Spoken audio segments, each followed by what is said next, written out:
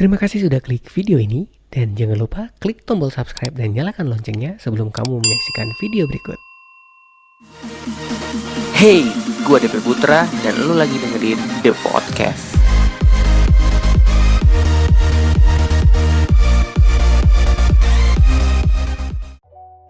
Hello The Podcaster, welcome back to The Podcast episode hari ini. Dan di episode kali ini The Podcast bakal ngobrol lagi. Dan kali ini gue sudah kehadiran salah satu teman yang memang dulu kita udah pernah sering kerja bareng sih.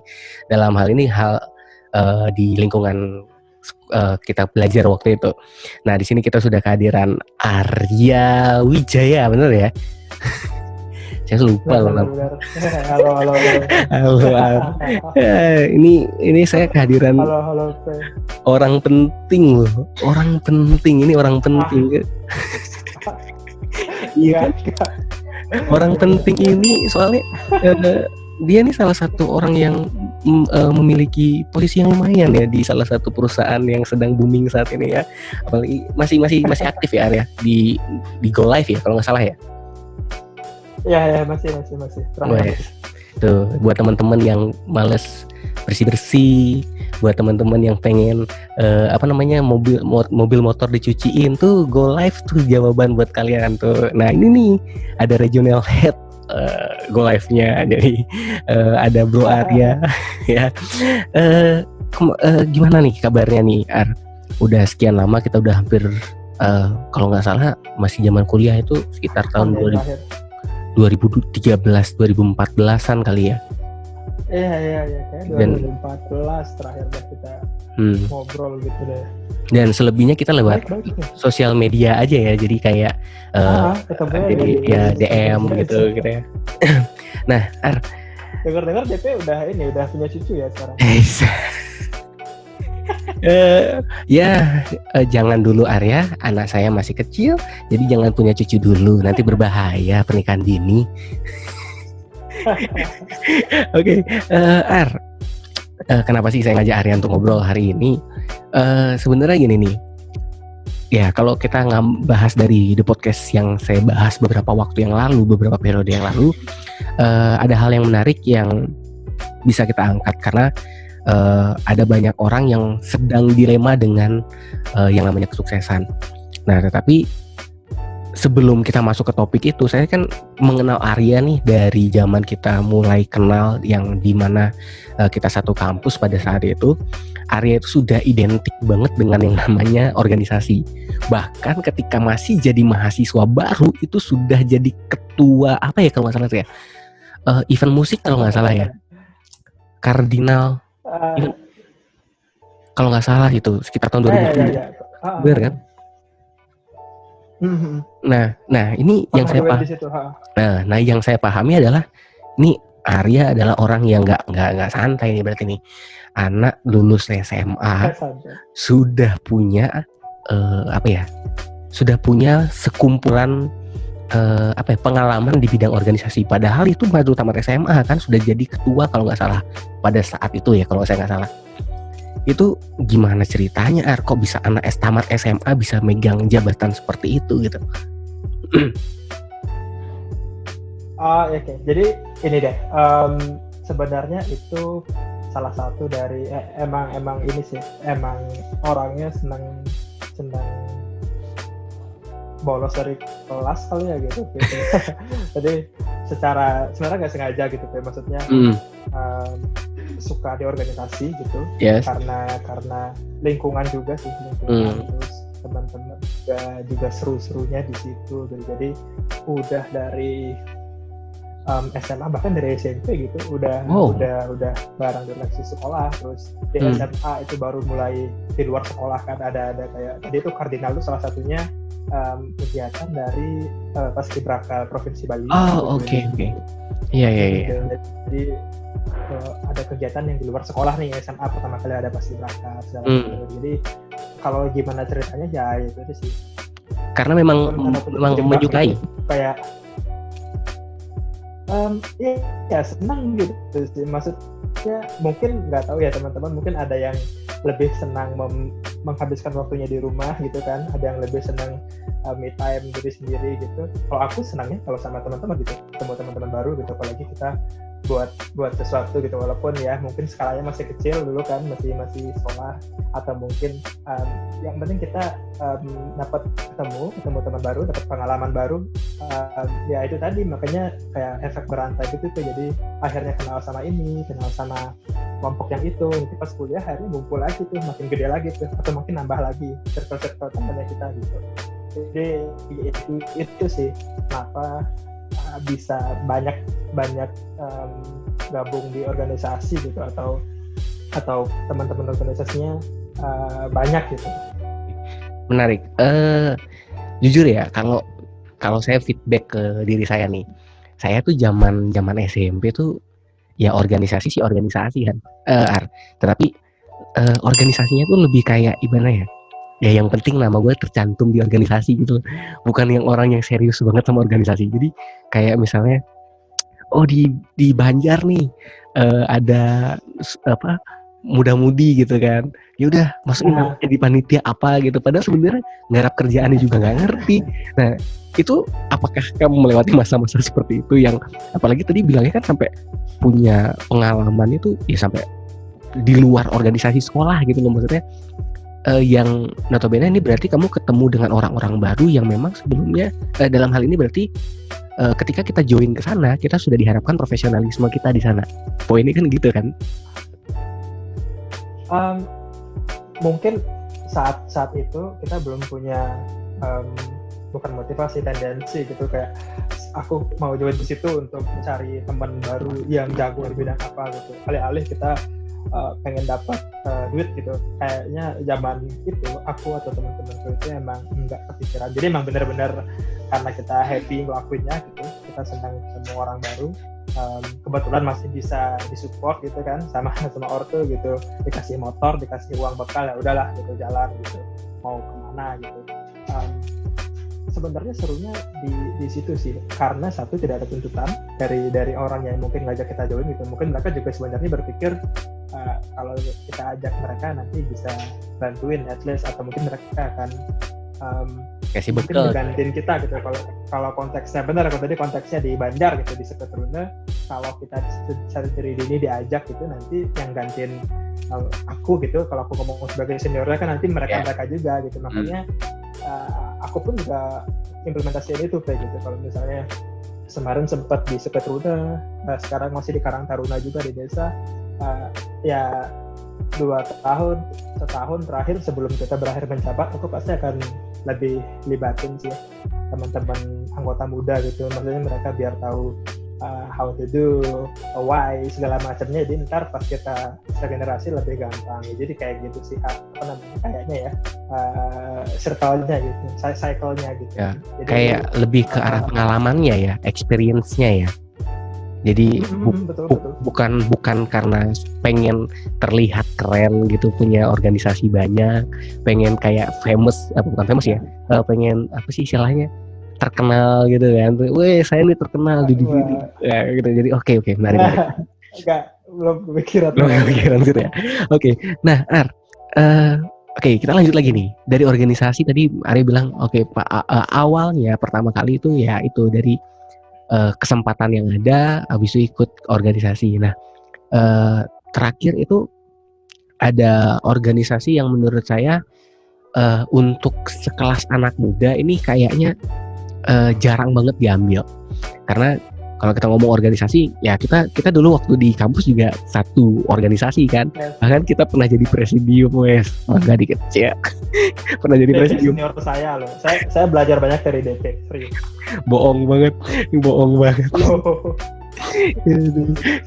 Nah, jadi yang saya kagum dari seorang Arya itu tadi organisasinya dia lancar, bahkan bukan hanya di internal saja tapi di eksternal juga. Bahkan yang bikin saya jadi agak sedikit berpikir bahwa Arya ini adalah luar biasa.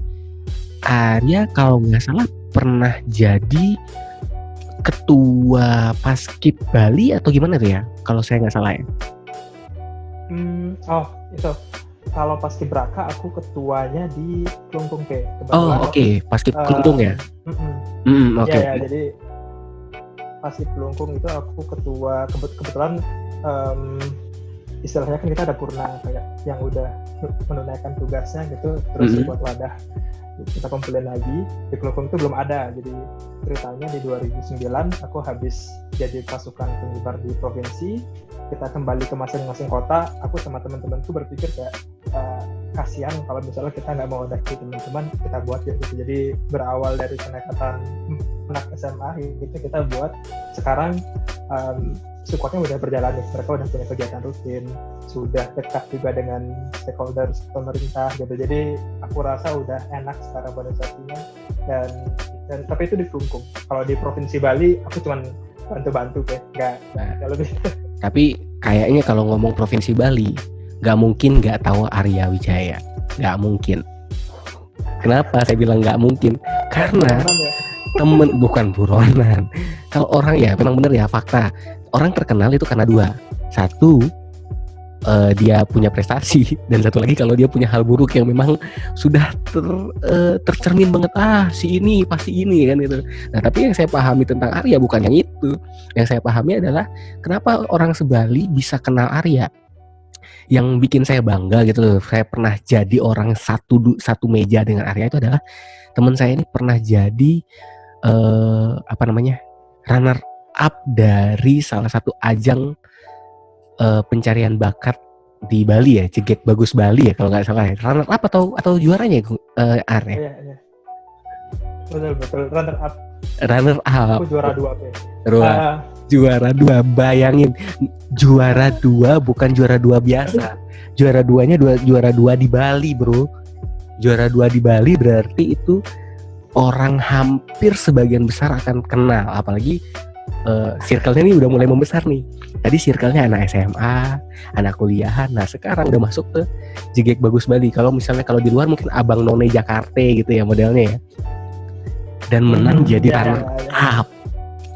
Tuh gimana nggak semua orang bisa dapat kesempatan itu, bahkan sampai mendapatkan posisi runner up gitu. Boro-boro runner up, ikut casting aja nggak lulus karena nggak nyoba kan gitu. Nggak sebenarnya gini sih, aku sangat tersanjung gitu kalau kamu bilang aku kenal banyak teman-teman, tapi aku nggak segitu gitu. Maksudnya kebetulan aja gitu mungkin. Cuman itu ini sih salah satu pengalaman gitu yang paling berkesan atau yang paling mungkin banyak berpengaruh ke dunia setelah aku kuliah gitu, organisasi tadi si Jegek Bagus tadi, karena di situ ternyata gitu setelah kita berani mencoba gitu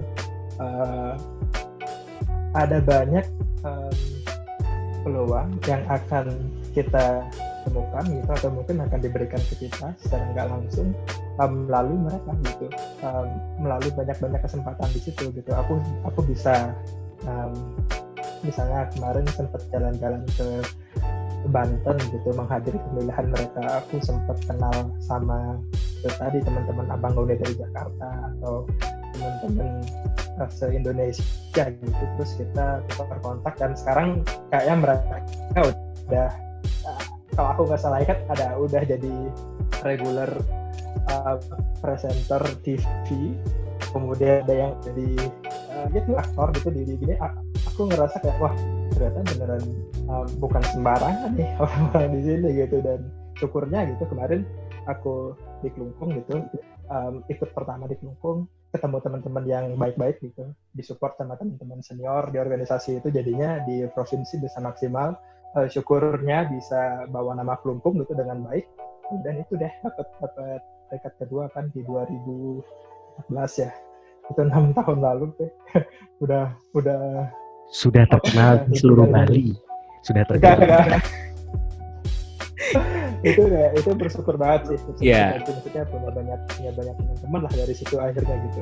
Oke. Nah inilah kenapa saya ngajak Arya sebenarnya podcast gitu. Saya sebenarnya udah pengen ngajak Arya tuh dari zaman, kalau Arya inget, saya pernah ngontak Arya itu pada zaman Gunung Agung di Bali meletus. Dimana waktu itu Arya kalau nggak salah jadi apa sih orang-orang yang bantuin itu, apa sih namanya istilahnya? Relawan. Jadi relawan untuk daerah Kelungkung kalau nggak salah, dan itu juga mewakili apa namanya, paskibrakanya kalau nggak salah. Saya kalau nggak salah. Nah di situ saya mau ngajak Arya, Ar, podcast dong Ar, gini. Aduh belum berani nih, belum cocok nih jadi belum cocok nih jadi guest. Nah, terus akhirnya belum cocok jadi guest tapi naik terus levelnya gitu. Dari paskib pegang apa namanya? Megang jadi JGK bagus. Dan sekarang dari JGK bagus dapat posisi kerja yang oke. Cuy, region head. Itu kalau kita ngomong region head, nah region itu berarti kan satu region atau satu area. Head itu berarti bukan yang kerja, ini yang memikirkan, ini yang memerintahkan. Nah, sebelum masuk ke sana, saya nggak mau pengen bahas masalah bagaimana prosesnya. Saya pasti tahu prosesnya itu panjang. Nah, yang saya pengen tahu nih, Ar, dari pertama kita bahas tentang yang namanya organisasi, sampai akhirnya sekarang Arya sudah masuk ke level bekerja, dan bekerjanya juga dengan posisi yang nggak santai bro. Ini region head loh, tanggung jawabnya besar. Dan kalau orang dengar itu, oh region head, oh pasti nih yang bosnya. Ibarat orang dengar, orang awam pasti dengar akan seperti itu ngomongnya. Nah, saya akan masuk ke arah apakah hal yang tadi layer demi layer yang kita bahas itu adalah hal penunjang sehingga ini posisi bisa terpenuhi, atau mungkin oh enggak Pak, ini gini Pak ceritanya ya karena saya dikenal gitu, karena saya udah famous di Bali jadi saya dapat posisi ini, atau mungkin oh karena A atau B, mungkin ada sesuatu gitu. Itu gimana ceritanya khususnya dunia kerja? Oke.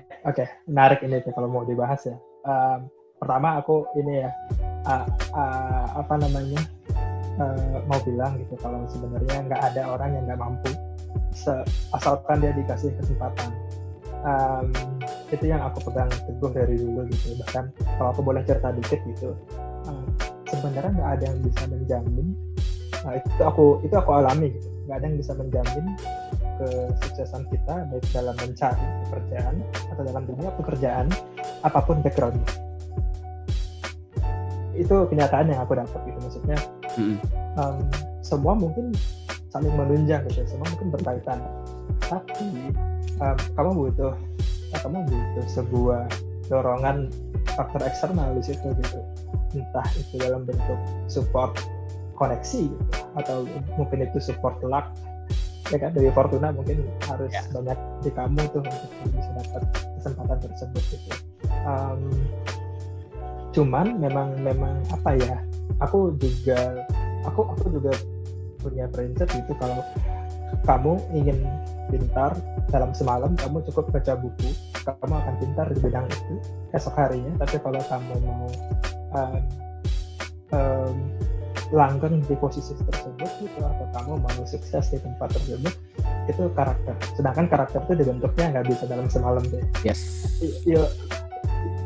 Kamu harus melalui apa namanya proses panjang gitu. Penempahan. Proses bener. Aku pernah ada di posisi di mana, maksudnya aku sangat bangga gitu ada teman-teman yang masih senang organisasi gitu, masih senang berbagi energi pikiran mereka gitu tanpa memikirkan timbal balik gitu. Cuman dulu aku pernah ada di level di mana wah aku kayaknya udah banyak banget nih ikut kegiatan, aku udah banyak banget kayak contribute ke society, aku contribute ke youth empowerment gitu. Cuman where is my chance gitu? Kapan sih aku bisa dapat kesempatan untuk aku egois gitu, untuk hanya memikirkan diriku sendiri? Paham nggak maksudnya? Kayak sampai aku selalu apa namanya mencurahkan dalam tanda kutip ya gitu. Yes. Aku cuman kapan kesempatanku gitu? But believe it or not gitu, when it's come to you gitu, saat kesempatan itu datang dan kita dapat gitu, akhirnya semua akan berjalan sebagaimana mestinya. Karakter yang ngomong gitu. Kayak aku bukan bilang kayak aku paling gimana gitu ya, enggak, maksudnya banyak banget aku kenal teman-teman yang pasti akan sangat sukses di bidangnya. Bahkan DP juga gitu, salah satu yang aku dulu di kampus aku belajar gimana caranya ngelit teman-teman. Ini kan beda background gitu. Tapi saya gagal gitu. No. In some point gitu, kita pasti belajar sesuatu gitu dari semuanya gitu. Di situ akhirnya aku punya pikiran kayak yang tadi itu gitu, semua orang nggak ada yang nggak bisa, mungkin hanya kesempatannya aja yang belum gitu. Saat aku dikasih kesempatan aku yakin mereka pasti bisa. Berarti Gitu ini poinnya adalah sebenarnya segala sesuatu yang Arya lakukan itu sebenarnya bukan untuk membuat kamu pintar. Dalam hal ini belajar organisasi itu bukan bikin untuk pintar, tapi itu adalah bridging atau bagaimana caranya seorang Arya bisa menemukan karakter saya itu bagaimana ya. Ketika saya bertemu dengan orang A, bertemu dengan orang B, bagaimana tindakan saya. Kemudian ketika saya punya problem A, problem B, bagaimana cara saya memecahkan masalah tersebut. Itu kan sebenarnya bisa dikatakan seperti itu ya. Benar kayak dalam kasusku semua yang aku lalui itu menciptakan aku yang sekarang gitu. Jadi benar kamu bilang kayak gitu, when we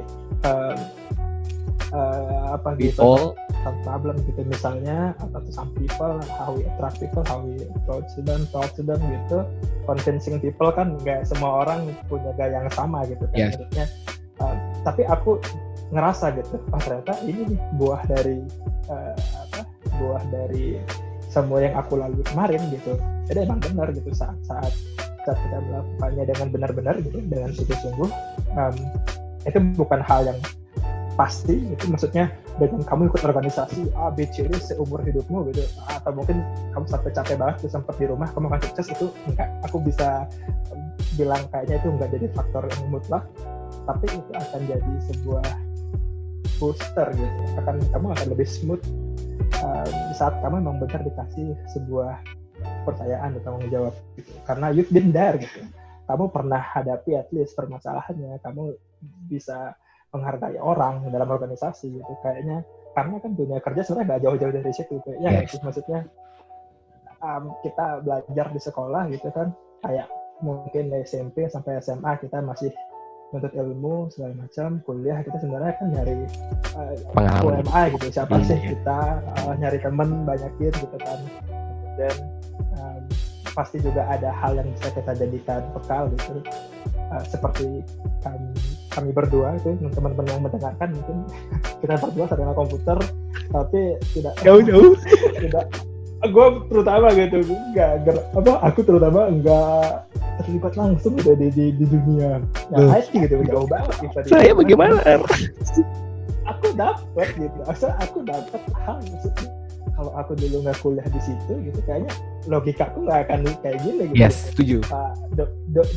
Bener kan, the way we think gitu. Maksudnya saat kita dapat kayak gini, kayaknya pendekatannya kayak gini dulu deh gitu. Kalau nggak mungkin kayak gini gitu. Mungkin akan beda ceritanya kalau misalnya kita nggak ditempa seperti kemarin gitu kan, maksudnya belajarnya gitu. Kayaknya itu sih akumulasi, dan dalam kasusku kebetulan gitu, terus dapat peluangnya, dapat kesempatannya, jadinya beruntung gitu bisa ada di posisi sampai terakhir kemarin gitu. It's mean experience make we learn something, what we can do next step. Itu penting sekali ya dalam dunia bekerja khususnya. Nah, Ar, kalau kita kan memang orang yang aktif di organisasi nih, Ar. Kita aktif di organisasi. Saya ngomong nih secara global aja. Dulu kita zaman kuliah, bahkan dulu kita bagus banget dapat doktrin kakak kelas yang memang mendoktrin bahwa yang namanya organisasi penting.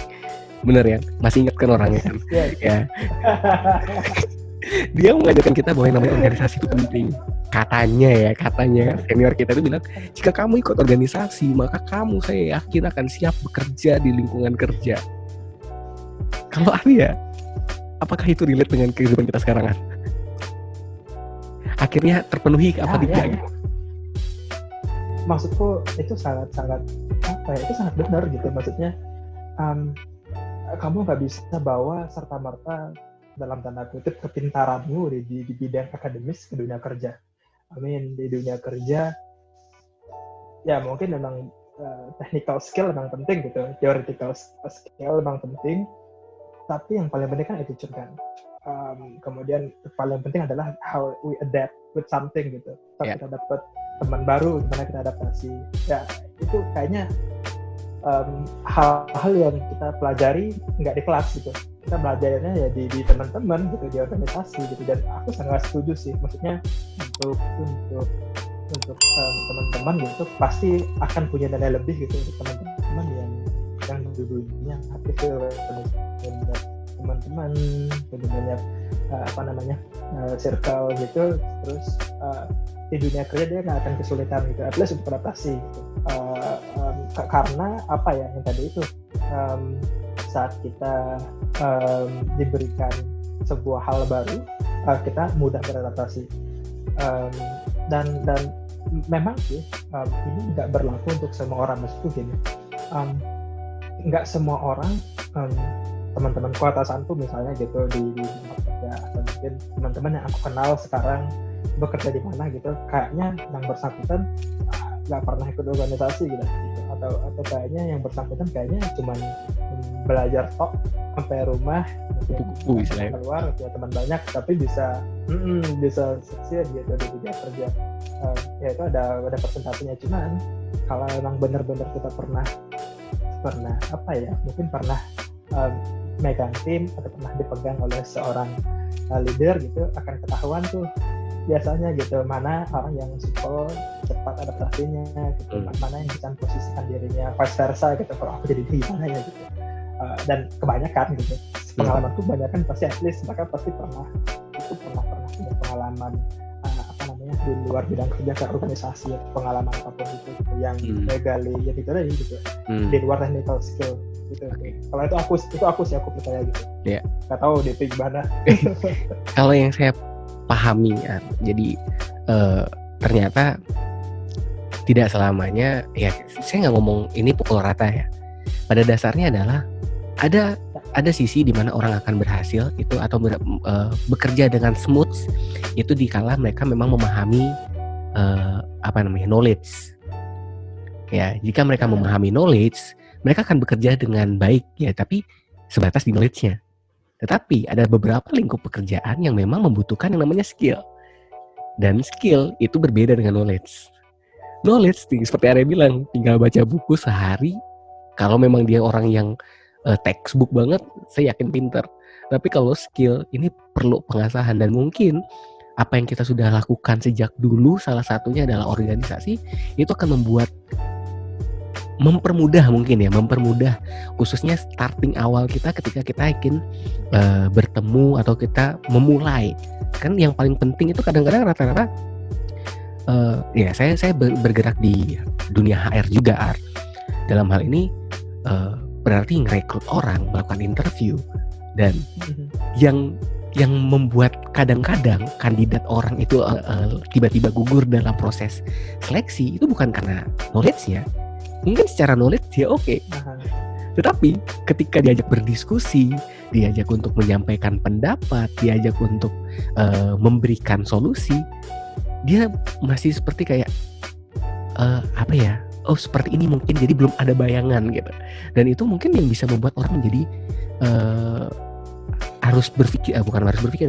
harus memulai dari nol. Dan mungkin itu yang membuat beberapa orang, kalau saya kurang tahu di tempat kerja Arya, tapi kalau saya melihat tren saat ini khususnya di lingkungan tempat kerja saya, itu membuat banyak anak-anak zaman sekarang itu cepat banget untuk memutuskan resign. Apakah organisasi adalah salah satu penyebab? Khususnya kita ngomong, mungkin kalau saya ngomong region Bali ya, karena Provinsi Bali. Jadi kalau kita ngomong Provinsi Bali, mungkin dominan banyak yang memutuskan untuk saya nggak nyaman dengan posisi kerja saya resign deh, saya cari yang memang sesuai dengan keinginan saya. Nah, kalau kita lihat track recordnya memang, dia tamatan sekolah aja, dia cuman tanpa ada background organisasi. Apakah Arya sependapat dengan saya kalau terkait dengan pendapat saya yang tadi gitu? Menarik gitu. Maksudnya dari sisi HR mungkin kamu lebih sering melihat kayak gitu kan. Cuman kalau dari aku melihatnya karena managing tim juga, aku kemarin juga sempat gitu. Salah satu hal yang membuat kita atau ngebuat kita menghadapi masalah teman-teman gitu, atau anggota tim kita yang ingin kita kayak ngobrol one on one gitu, ya Pak, aku gak tetap bisa sama leaderku ya sekarang karena dia kayak gini, pushy apalah gitu. Ada benarnya gitu, kadang-kadang aku kayak ngobrol ke atasannya gitu, yang anggota tim juga kayak ternyata mungkin dia salah translate direction kita, terus jadinya dia bingung mau push ke siapa, dia push bawahannya gitu. Maksudnya itu bisa menjadi faktor tidak langsung gitu. Maksudnya bukan salahnya yang si bosan tadi gitu, cuman mungkin dia tahu sebenarnya, mungkin dia bisa sebenarnya dia bisa mengerjakan, tetapi dia dalam hal receiving information-nya itu yang jadi permasalahannya. Mungkin itu kali ya. Kayaknya skill yang harus kita perlukan, maksudnya skill yang paling dibutuhkan di dunia kerja adalah how to translate, how to become bridge. Kita jadi bridge antara direction ke tim gitu. Kalau di situnya kayak nggak bagus gitu, kayaknya akan banyak permasalahan teknis atau non teknis kayak komunikasi, kemudian jadi atasan yang pushy gitu, atau jadi orang cepat ngeluh gitu, karena mereka kesimpulan jembatan tadi yang baik gitu. Maksudnya mungkin ada benernya gitu,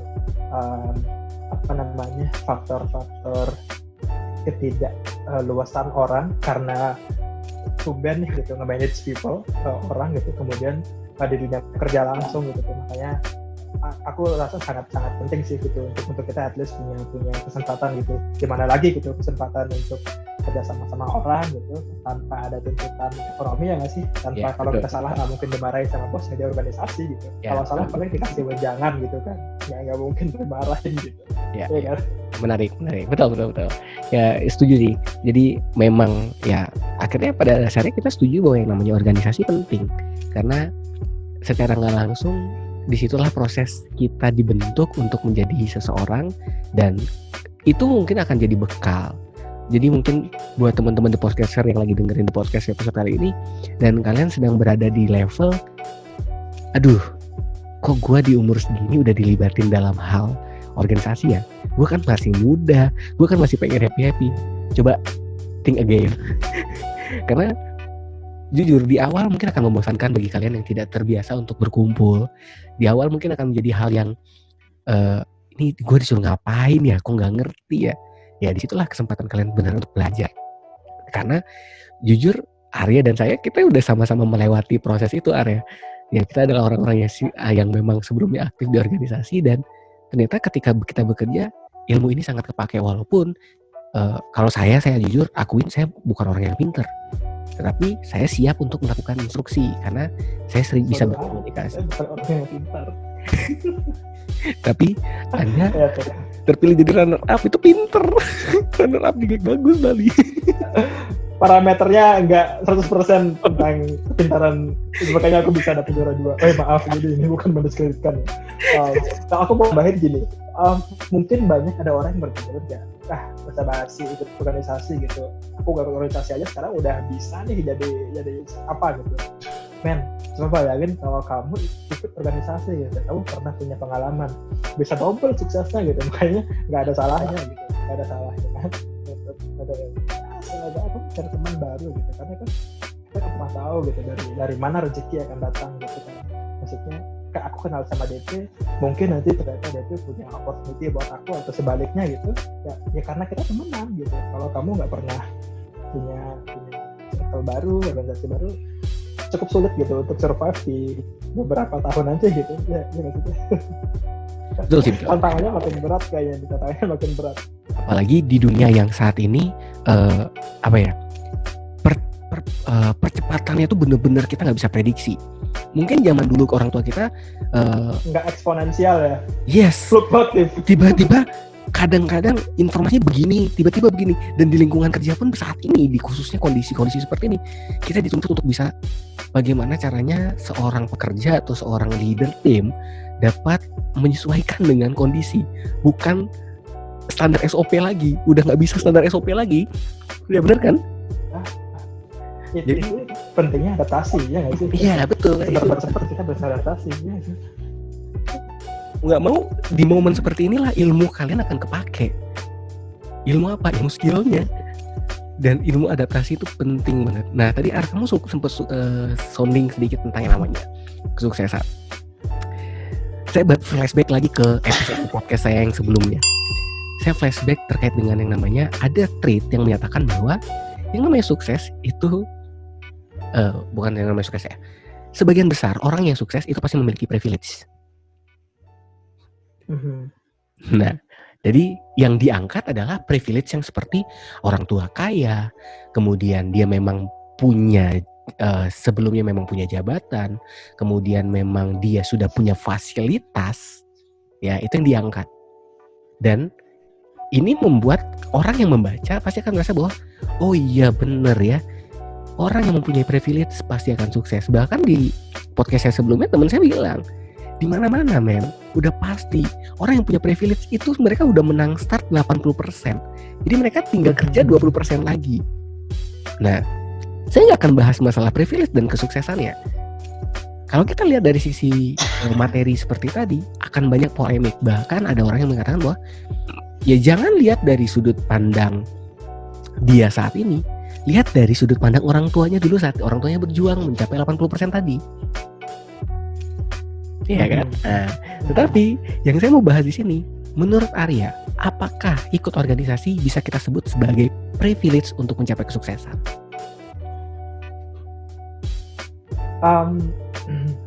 Ikut organisasi itu, ya, aku bisa bilang ya. Maksudnya privilege kan nggak hanya harta gitu, nggak hanya support secara material, tapi koneksi, pengalaman itu juga sebuah bahkan koneksi bisa jadi salah satu hal yang paling dibutuhkan saat ini, dan itu aku bisa bilang privilege. Cuman ada privilege yang bisa kamu raih, ada yang nggak bisa kamu raih. Maksudnya it is given to you gitu, like born on the rich family maybe gitu. Yeah. Kalau kamu lahir di keluarga yang kaya itu nasibmu gitu, tinggal sekarang kamu gimana bawanya gitu kan jadi sukses. Tapi ada hal yang bisa kamu raih lagi gitu, perluas koneksimu, perbanyak ngobrol, always being an empty class gitu. Saat kamu ngobrol sama orang serap banyak gitu, nanti itu akan jadi hal yang menguntungkan buat kamu gitu di dunia kerja, mencari dan di dunia kerja gitu. Menarik juga sih, maksudnya kalau aku pernah baca Bill Gates, ceritanya Bill Gates ya, kalau nggak salah, if you were born poor, it is not your mistake, but if you die poor, that is your mistake. So aku melihat privilege itu adalah hal yang kesenjangan yang ada di sekarang di kita, maksudnya itu nyata ya. Aku bisa bilang bahkan kita berdua gitu bisa ngobrol saat ini via Zoom gitu, ini adalah privilege gitu. Maksudnya kita punya aksesnya gitu, kita punya internetnya, kita punya toolsnya. Banyak orang di luar sana yang nggak punya gitu. Sebagian besar orang-orang yang start from nothing, dia will end with nothing. Sebagian besar itu hanya sedikit, hanya 0,0% orang yang ceritanya amazing gitu. Jadi nggak punya apa-apa bisa menjadi something gitu. Tapi mostly semua orang yang sekarang ada itu come from benefit of privilege gitu. Mereka pasti punya, kalau nggak background keluarganya, kalau nggak mungkin ya itu tadi gitu, hasil kerja keras ayah dari ayahnya atau siapanya gitu kan yang bisa jadi modal mereka. Cuman ya itu tadi, kayaknya nggak penting bener kita ngebahas mana yang bener gitu. Maksudnya semua orang pasti melalui perjuangannya masing-masing, cuman kita nggak pernah tahu yang kita rasa sederhana mungkin bagi sebagian orang itu adalah hal yang berat gitu. Maksudnya as long as we respect each other gitu, aku rasa semua privilege itu nggak jadi masalah. Maksudnya balik lagi ke kita gitu, ada banyak juga kayaknya kasus terlahir di keluarga kaya tapi berujung ya nggak punya apa-apa gitu, mungkin karena dianya nggak mau belajar gitu, nggak mau bekerja dengan gigih, jadinya nggak bisa ngelola segala macam gitu. Jadi kayaknya privilege itu nyata gitu, Kesuksesan itu sangat dipengaruhi oleh privilege, tapi yang bisa ngebantu kita, teman-teman podcaster yang ngedengerin, termasuk saya juga yang ngomong gitu, kita bisa ngebuat sebuah perubahan gitu, dengan memperbaiki nasib kita gitu. Caranya tadi itu gitu, melakukan sesuatu dengan gigih dan tulus. Mungkin tulus sangat naif ya, cuman itu jujur sih, kalau misalnya kita lakukan pasti akan ada yang baik lah datang ke kita. You gotta believe it. Maksudnya kalau kamu nggak percaya ya rugi gitu kamu ngelakuinnya, tapi kalau kamu percaya kayaknya itu akan bisa ngebantu kita one day tentang Oke. Ya, jadi kalau dengar tadi Arya ngomong itu, saya jadi nangkap sesuatu hal yang mungkin penting untuk kita sama-sama ini ya, sama-sama telaah dan pelajari untuk kehidupan kita. Karena kita sudah bicara yang namanya privilege dan sukses itu memang identik. Orang punya privilege pasti sukses, sudah pasti. Tetapi yang perlu kita pelajari sama-sama, apalagi kita membahas yang namanya organisasi dari awal, itu artinya privilege itu tidak semata-mata datang. Privilege itu bisa dicari. Jadi kalau orang hanya menantikan privilege, it's a bullshit. Hanya berapa persen orang yang punya, yang memang terlahir dalam kondisi orang kaya, yang memang mempunyai fasilitas. Tetapi tidak semua orang mendapatkan hal tersebut. Dan otomatis dia harus menemukan privilege-nya. Dan jika dia tidak menemukan privilege-nya, itu adalah kesalahannya. Kurang lebih gitu kan. Ya, jadi thank you for resuming it. Ya, jadi ya itulah maksud saya. Di luar sana masih banyak orang-orang yang masih berpikiran bahwa saya terlahir seperti ini, ya udah, ini takdir. Mereka udah kayak merasa bahwa ya, tapi sebenarnya mungkin yang perlu dilakukan adalah rubah sudut pandang. Mungkin Anda saat ini melihat bahwa wah dia sukses karena ini. Ya wajar, kita sampai saat ini negara kita masih seperti ini, tapi bukan berarti saya pesimis terhadap masa depan kita. Jika masih banyak orang yang membahas tentang hal ini, membahas yang namanya privilege dan sukses, itu sebenarnya privilege-nya yang bisa dicari, bukan suksesnya. Karena kalau kita cari privilege-nya, suksesnya ngikutin kan. Kita udah bilang itu 80% orang yang punya privilege pasti sukses. Cari privilege-nya, dapat suksesnya. Kalau orang nyari suksesnya, privilege-nya nggak punya, itu sama kayak istilahnya ngambil air pakai gayung bolong. Udah nggak tahu, udah kerja keras tapi ya itu ada airnya tapi nggak maksimal gitu. Mungkin ya kurang lebih begitu sih obrolan kita hari ini yang memang sangat-sangat luar biasa sih.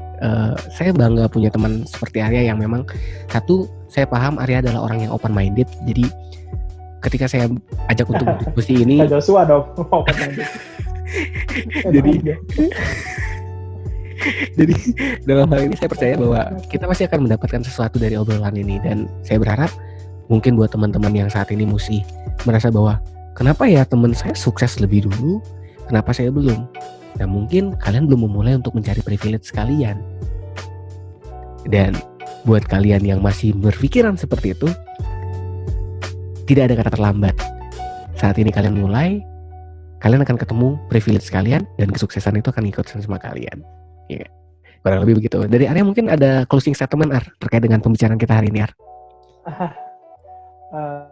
Thank you, maksudnya ini obrolan yang jarang diobrolin gitu. Maksudnya kita masih anggap tabu, masih banyak teman-teman yang memilih mengesampingkan hal-hal kayak gini gitu karena mereka ngerasa that's just nonsense.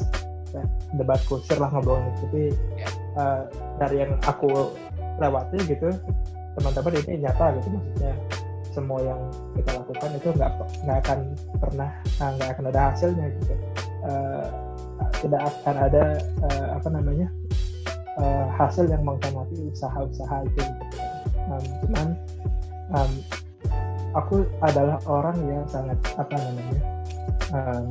sinis, nyinyir ya zaman sekarang itu ngelihat banyak tiba-tiba ada orang yang sukses gitu, atau mungkin bisa dikatakan public figure muncul tiba-tiba gitu kan dengan gagahnya gitu menyampaikan satu dua hal, padahal I don't think see him gitu, aku nggak pernah tahu dia sebelumnya gitu. Tiba-tiba datang gitu, ternyata di belakangnya ada kekuatan yang menopangnya gitu, entah kekuatan atau apa gitu. Jadi Jadi itu nyata gitu. Kita ada banyak dari kita, salah satunya aku juga gitu, yang harus earn it, harus berjuang untuk mendapatkan hal itu. Cuman yang bisa aku bilang, semuanya kalau kita hanya menyerahkan diri kepada kenyataan tersebut, kita akan jadi orang excuse that man. Kita hanya orang yang nyari-nyari alasan gitu. Bill Gates sudah pernah bilang gitu kan, yang tadi aku bilang gitu, kalau kita masih dalam kondisinya seperti sama kita, jadi ya adalah gitu, kita coba gitu. Kita dapet, aku rasa nggak ada orang yang bisa dengerin podcast ini yang nggak punya privilege. Yes. They got the internet, they got the smartphone gitu, they got the laptop untuk dengerin ini. Maksudnya kita bisa untuk setidaknya mengubah bargain position kita naikin sedikit bargaining kita biar bisa melawan dunia Jiska SID. Maksudnya kita bisa melakukan itu untuk memperbesar peluang kita, dan nggak ada salahnya gitu untuk bergabung sebanyak mungkin, dari teman sebanyak mungkin dari organisasi gitu, perbanyak lingkaran teman, saring gitu, karena nanti nggak akan ada yang tahu gitu dari mana opportunity itu akan datang. Gitu deh. Mantap, gitu. Luar biasa. Emang obrolan yang tidak akan mengecewakan. Saya tahu kalau kita ngajak Arya itu, ya saya berharap sih teman di luar sana boleh mendengarkan The Podcast, dan ya saya jujur thank you banget Ar atas waktunya. Akhirnya setelah Gunung Agung kapan itu ya? 2017 kalau nggak salah. 2017 akhirnya realisasi di 2020 dan menghasilkan salah satu obrolan yang menurut saya ini adalah obrolan yang patut untuk diperhitungkan, karena bukan hanya kami yang mengalami, banyak orang di luar sana sedang mengalami. Jadi ya saya berharap kita bisa berpikir secara open, kita bisa berpikir jangan kita menunggu peluang, tapi kita mencari peluang tersebut. Oke, thank you banget Arya, sukses buat karirnya ke depan, semangat, tetap sehat ya, salam untuk keluarga semua. Mungkin next kita bisa ngobrol lagi kali ya, kita bahas sesuatu yang lebih menarik, bisa ya. Ya jadi kita bahas sesuatu yang lebih menarik lagi, mungkin nanti ada obrolan-obrolan atau bahas klepon yang lagi naik daun, klepon. Masih panas teleponnya nanti ini. Jangan. Kita jangan menyerahkan kita ke sana ya. Kita main yang jalur-jalurnya memang aman dulu aja ya. Oke, thank you banget Arya. Sampai ketemu nanti di lain kesempatan. Dan thank you banget buat teman-teman The Podcaster yang udah dengerin The Podcast episode hari ini. Dan buat kalian jangan lupa untuk like, comment, dan subscribe. Jangan lupa juga share konten ini ke beberapa teman-teman kalian, sosial media kalian, silakan. Dan buat kalian yang mau tanya-tanya atau mungkin mau menyampaikan bahas tentang ini dong Kak, ya silakan kalian boleh komen, atau mungkin kalian malu kelihatan di komen, kamu bisa DM di Instagramnya The Podcast @thepodcast_. Dan buat kalian yang Kak, aku nggak punya kuota lebih untuk nonton video, ya udah kalian bisa dengerin dari aplikasi Spotify atau Anchor. Silakan kalian cari The Podcast ya, kalian bisa temuin di Spotify. Jadi kalian bisa dengerin mau sambil naik motor atau misalnya lagi kerja, ya silakan. Jadi nggak akan banyak menghabiskan waktu kalian kok. Jadi kalian nggak harus memperhatikan kami ngobrol ya. Jadi mungkin itu aja The Podcast episode hari ini, dan sampai ketemu di episode selanjutnya. Bye. Terima kasih udah dengerin. Sampai ketemu di The Podcast selanjutnya.